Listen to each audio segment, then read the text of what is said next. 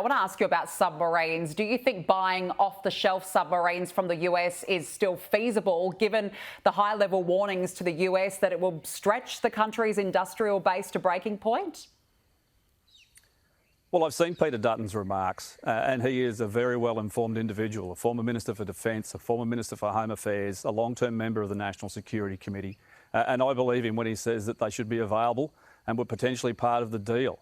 What concerns me is Labor seems to be playing both sides of the fence. I mean, they need to be committed fully to AUKUS. It is one of the most important security agreements our nation has ever signed, and just the idea that there is some potential for them to make significant changes or walk away from it, I don't think is in our national interest. We are in an environment which is incredibly unstable.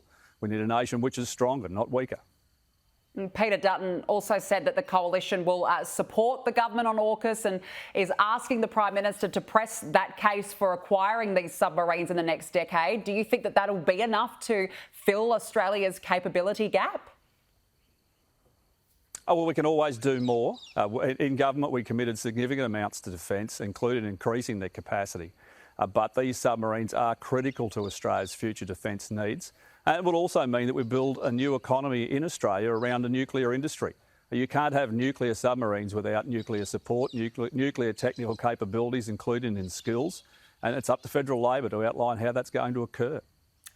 There's significant flooding right now in WA's Kimberley region. Is the Prime Minister doing the right thing, visiting that region and announcing help to flood-affected communities? Well, firstly, the fact that the PM is attending, well, that's good. And I think that's very positive, and you need that support in the regions. You do look to your governments, you look to Defence for support, and many of the regional MPs, including me, have been through these issues before. But I think the Australian people, quite rightly want to know why it wasn't last week, or why the PM wasted a significant amount of time at the SCG for a game that wasn't even in play and was washed out. So I think the regions have real questions to answer. There is a significant rebuild that will be required, particularly on roads. And without that link in infrastructure, you can't get the food and fibre and resource products out to market. And that is a huge part of Australia's economy. All right, just finally, I want to ask you about the Indigenous Voice to Parliament. Yesterday, Peter Dutton came out saying that more detail is needed. He said that Labor is treating Australians like mugs. Did he go too far, particularly given that the Liberal Party hasn't actually announced its position yet? Oh, not at all. I mean, Peter Dutton is right.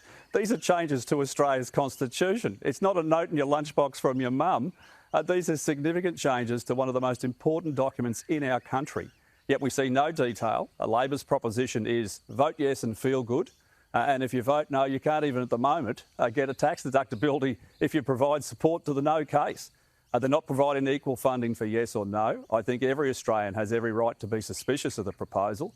These are the dangers, and Peter's asked reasonable questions that should be answered.